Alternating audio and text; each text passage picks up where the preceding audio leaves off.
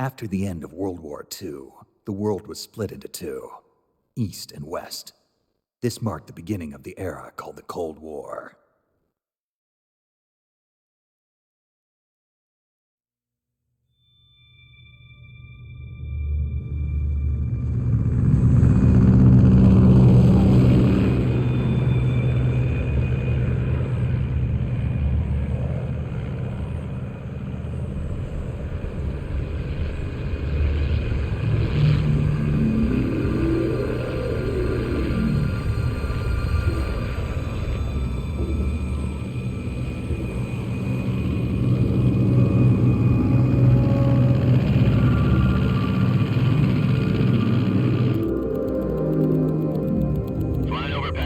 Altitude 30,000 feet. Approaching Soviet airspace. 20 minutes to drop off. Commencing internal depressurization. Equipment check. Arm main parachute. All right. You ready to go? Drop zone still showing a high pressure mass. Cav okay. Good. We've got high visibility.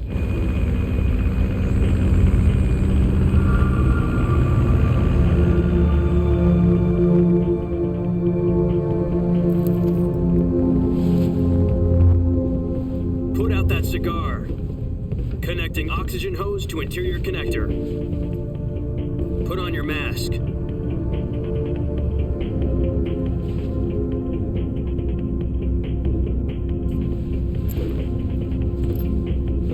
Does this panty waste know what he's doing? Approaching release point. 10 minutes to drop off. Hey, are you deaf? He said put out the cigar and put on your mask.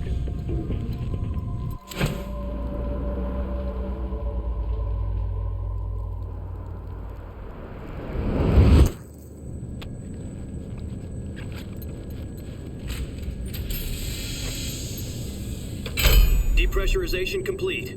Checking oxygen supply. 6 minutes to drop off. Opening rear hatch.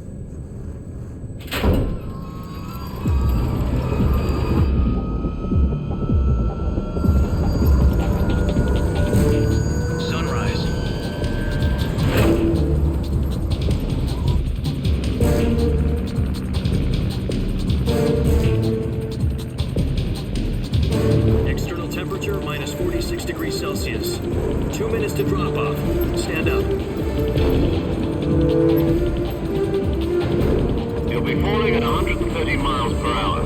Try not to get frostbite from the wind chill. 1 minute to drop off. Move to the rear. Activate bailout bottle. This is one for the history books. The world's first halo jump. 10 seconds to drop off. Stand by. Status okay, all green. Prepare for drop-off. Countdown. 5, 4, 3, 2, 1. Spread your wings and fly. God be with you.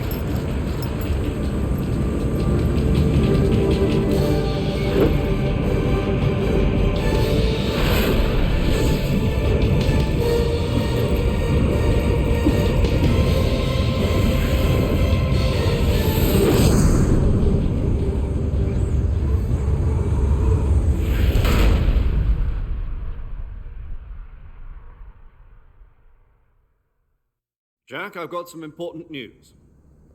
The head of the CIA has finally given us the green light for the Virtuous mission. Virtual mission? No, the Virtuous mission. The future of our Fox unit depends on it. If it succeeds, we'll be officially organized into a unit. Virtuous mission? Sounds like some kind of initiation ritual. Don't get cocky. This isn't a training op. Right. So what exactly is this wonderful mission? Well, about 2 years ago, a certain Soviet scientist requested asylum in the West through one of our moles. His name is Nikolai Stepanovich Sokolov.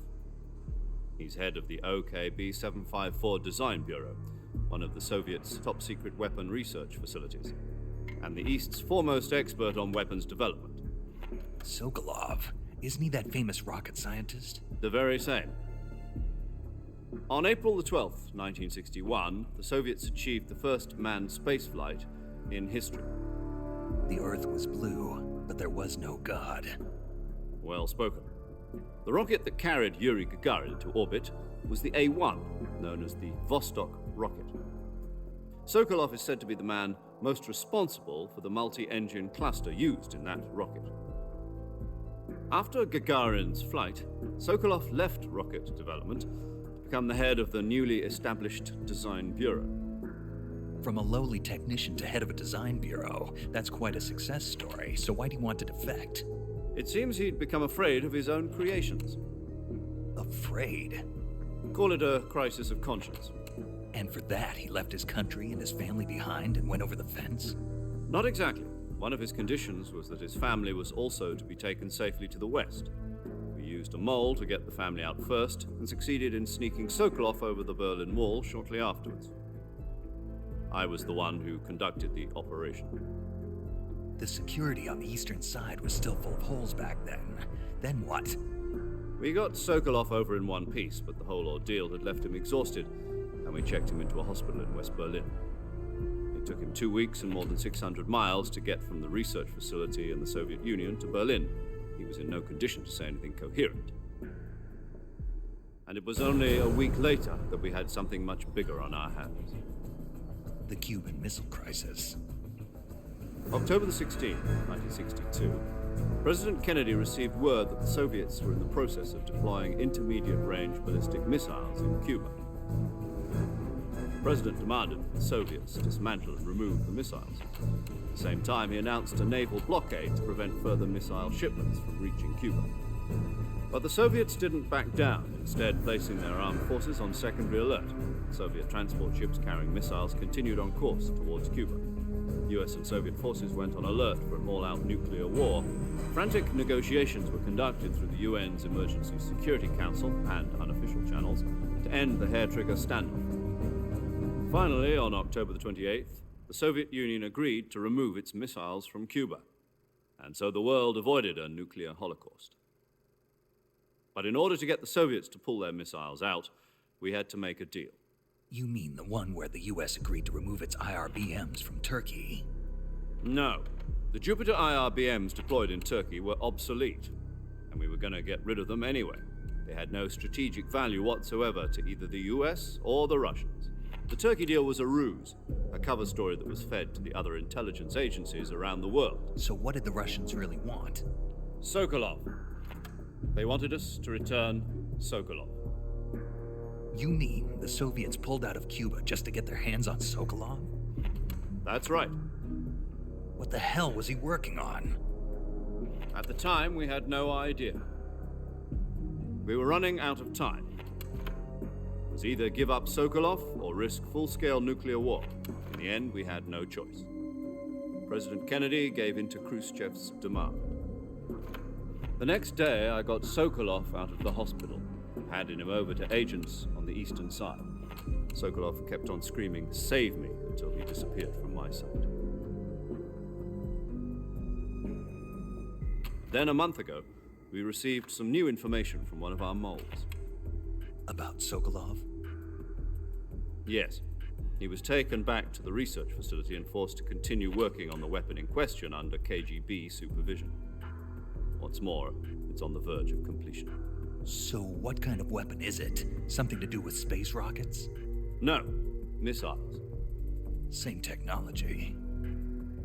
I guess you're right. We don't know the details, but it appears to be a new kind of nuclear device. For half a year now, the Soviets have been conducting frequent nuclear tests at Semipalatinsk. Something to do with the weapon, I assume. We're talking about a secret weapon so big that Khrushchev was ready to pull out of Cuba to get it back. Is Sokolov still in the facility? No. According to our intelligence, he's in Selinoyarsk, a place in the mountains about 3 miles to the west that's known as the Virgin Cliffs. The Virgin Cliffs. Nice name for a virtuous mission. They moved him there just recently. Why? Apparently, they're conducting a field test of the weapon, but it's our best chance to get him back. This mission would never have been possible if he was still in the research facility. This is our last chance. Sokolov must have known that too when he contacted us.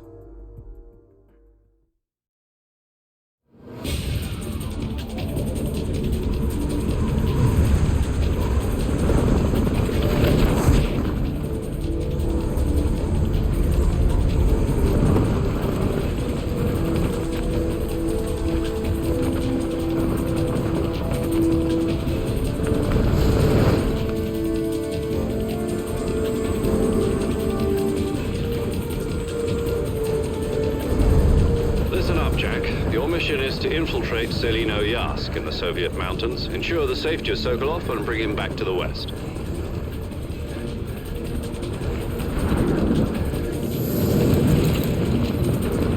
If we don't get Sokolov back before that weapon is complete, we'll be facing a major crisis.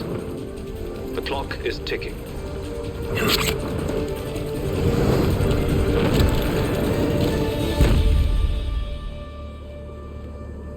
Once we've confirmed the rescue of Sokolov, stand by at the recovery point.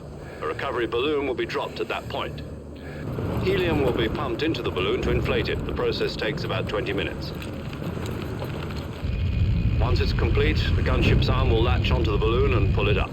The Fulton surface-to-air recovery system. I'm familiar with the theory. Take it easy. It's been combat-proven.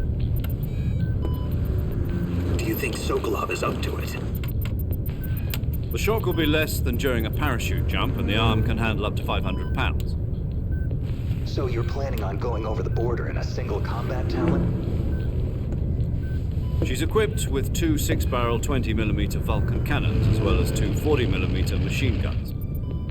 Sounds like she could hold her own against a battalion of tanks. Even with the fuel in the reserve tank, we're facing a 4-hour time limit. If all goes well, it shouldn't take more than a few hours. Home in time for dinner. But if anything goes wrong, you'll be eating dinner, breakfast, and all the rest of your meals in the jungle.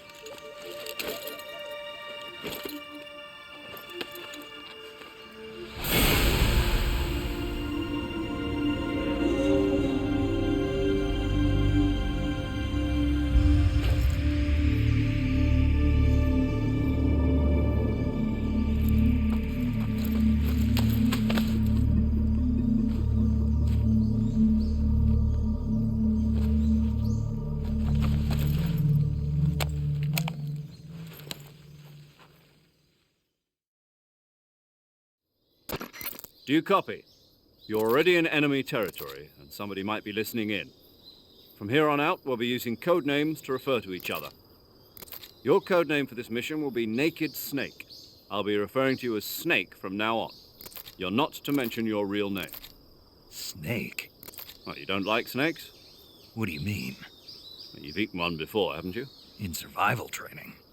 I'm glad to hear that. I don't know if I'd ever order one in a restaurant, but... Be careful, you might not have a choice. What about you, Major? What should I call you? Let's see. I'll be Tom. Call me Major Tom. This will be a sneaking mission. You must not be seen by the enemy. You must leave no trace of your presence. Is that clear? This kind of infiltration is the Fox unit's speciality. In other words, weapons and equipment are procured on site. That goes for food as well. You're completely naked, just as your name implies. Great. Now I see why you asked me if I like snakes. I suppose calling me Snake was your idea of a joke, too. No. There's a good reason for that. I'll tell you later when the time is right. Gotcha. Getting back to the subject, how exactly am I supposed to feed myself? You've been issued a knife and a tranquilizer gun. Use them to hunt for food. You'll also find some medical supplies in your backpack. Yeah, about the backpack. I lost it in a tree on the way down. I see. Well, you'd better go back and get it then. You know where it is? No problem. I can see it from here. It's stuck on a branch. To climb a tree, Stand in front of a tree that's covered in ivy and press the action button. I'll be monitoring your progress over the radio. We can't risk violating Soviet airspace, but I'll be in the gunship. My frequency is 140.85. I'll give you a call if I need to talk to you. If you need to talk to me, use the send function. Okay, Snake, go get your backpack.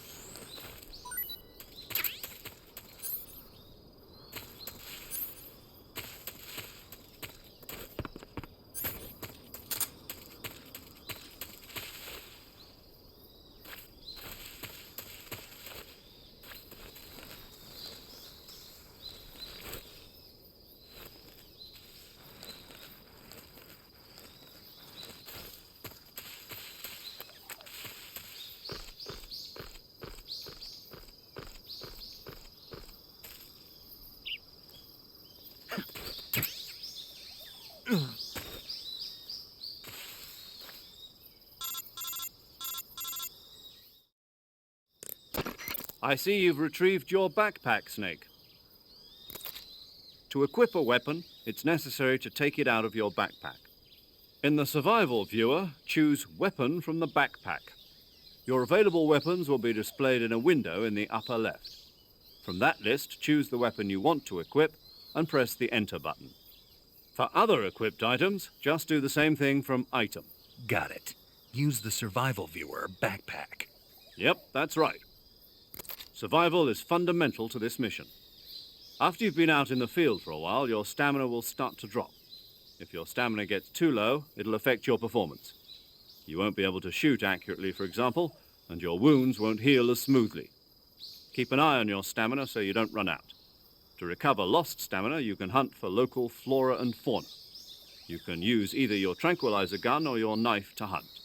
My only weapon is a Mark 22 Hush Puppy tranquilizer gun? That's right. It's been fitted with its own suppressor. However, the suppressor will deteriorate every time you fire. Once its durability reaches 0, the noise suppression effect will be gone. So don't get too trigger-happy with it. The suppressor's durability is shown in the icon. Any weapons and equipment beyond what you're carrying now, you'll have to find as you go. I have to find my own weapons and equipment? Whose crazy idea was this anyway?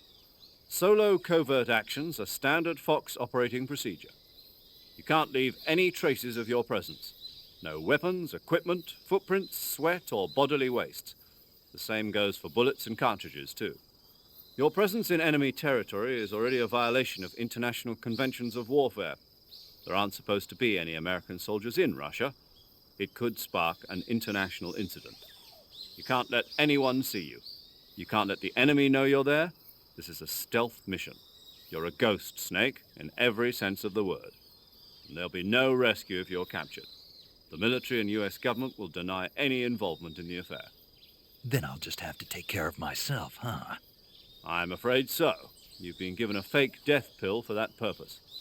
SIS guidelines stipulate that soldiers on covert ops like this one be issued a potassium cyanide capsule. Tape it to your body so you can take it when you need to. How generous of you. Use it if you're taken prisoner by the enemy. It'll send you into a state of false death for a short time. Fooling them into thinking that I'm really dead. So how do I come back to life? Just take the revival pill. You mean that thing they put in my tooth before the mission? That's the one. But be careful. If you remain in a state of false death for too long, nothing will be able to bring you back. Remember that. I'll keep it in mind. You said this was a solo mission, right? Right. I guess that means I can't count on any reinforcements. Correct. The mission rests entirely in your hands. A real one-man army. Relax. There's a support team ready to back you up over the radio. Who? I'll introduce them to you. This time, survival is of utmost importance. The first member of the support team will be in charge of monitoring your physical condition, acting as a medic, so to speak, as well as recording your mission data. She's a member of Fox as well, and she's here on the gunship with me. She. Hello, Snake. I'm paramedic. Nice to meet you. Paramedic. As in a medic who comes in by parachute. Aren't you going to tell me your real name? Are you going to tell me yours, Mr. Snake? My name, huh? It's John Doe. And they call you Jack for short. You're a regular Captain Nemo. A name means nothing on the battlefield. After a week, no one has a name. What's your name? Jane Doe. Very funny. I wasn't joking, but I'll tell you my name only if you manage to make it back alive. My frequency is 145.73. She's also in charge of recording your mission data. Whenever you want to save, send a message over the reserved save frequency, 140.96. So saving lets me record my mission data. That's right. It also records the state of your health. Good to know. There's one more person I want to introduce you to, Snake. Huh? Speaking of snakes, you remember the boss, don't you?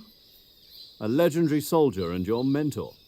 Actually, it was the boss that got the DCI's authorization in the first place. She's going to be serving as Fox's mission advisor. The boss is? She also helped me plan this mission. She and I were at SAS together. Jack, is that you? How many years has it been? Boss? That's right. It's me. Oh. Talk to me. Let me hear your voice. It's been 5 years, 72 days, and 18 hours. You've lost weight.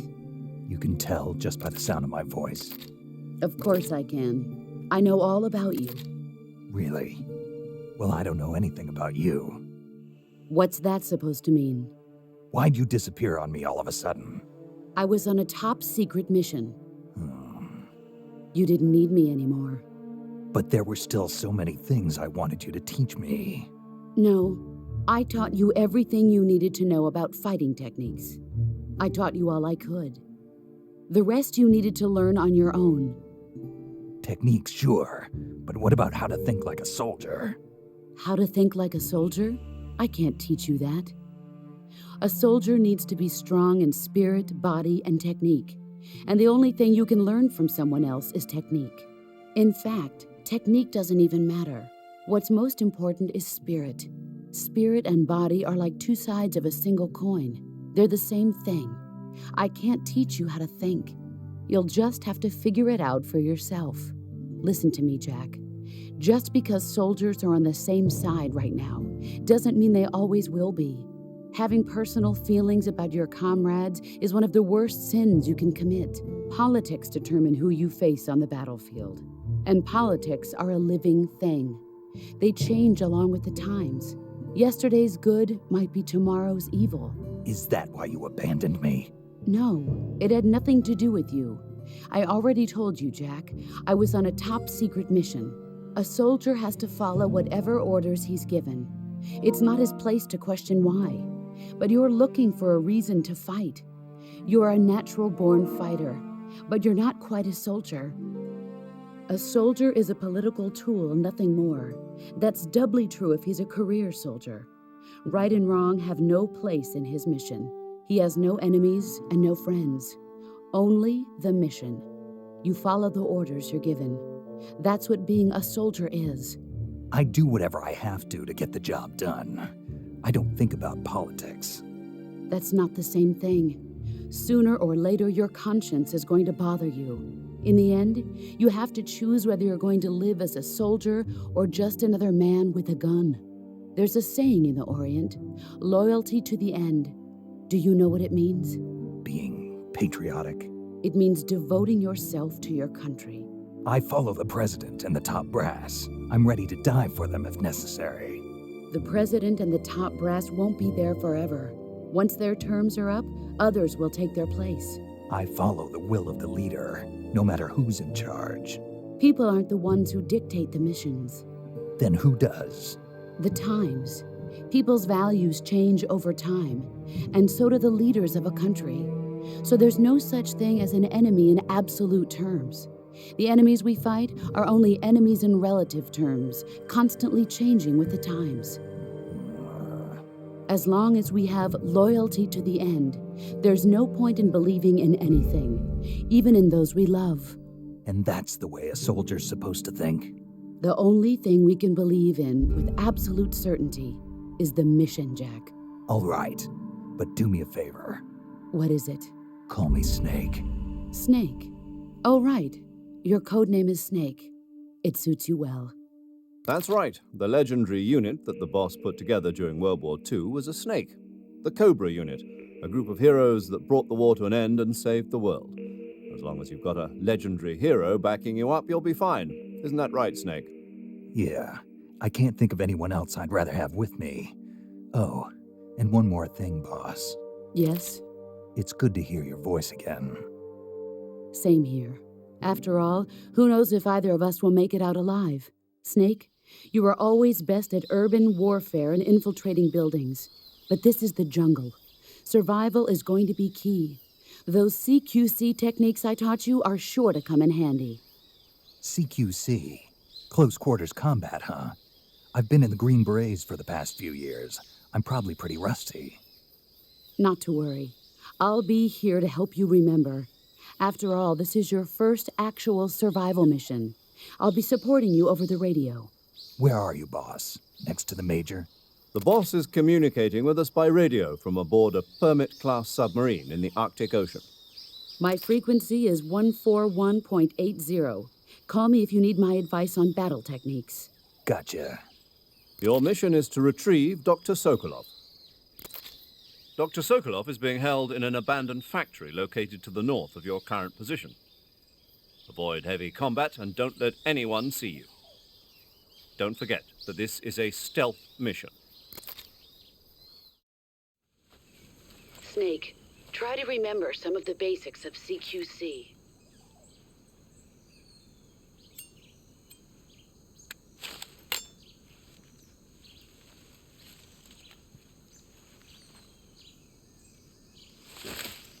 Commencing virtuous mission now.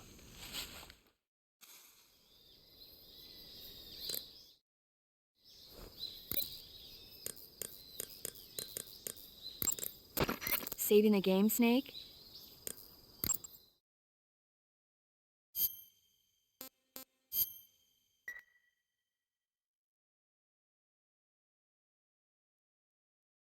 Hey, Snake, you ever heard of Godzilla, King of Monsters? No, what is it? It's a movie. You haven't seen it? Nope. It's about this monster called Godzilla, who grows to an enormous size in a nuclear test and goes on a rampage in Tokyo. Nuclear test, huh? Then the Marshall Islands must be crawling with giant monsters right about now. It's just make-believe. Maybe that's why my pants have been so tight lately. Snake, it's a movie, not a report out of Los Alamos. I know. So then what happened? Godzilla is immune to all weapons, and humanity has no way to stop the monster. Dr. Shirazawa develops a new type of weapon, but meanwhile, Godzilla is getting closer and closer to Tokyo, obliterating everything in its path. It was originally a Japanese movie, but they made an American version, too. I recommend seeing the original Japanese one if you ever get the chance. It's mostly mindless fun, but it's also got a serious anti-nuke message as well. Where can I see the original? You'll just have to go to Japan. Really? That's too bad.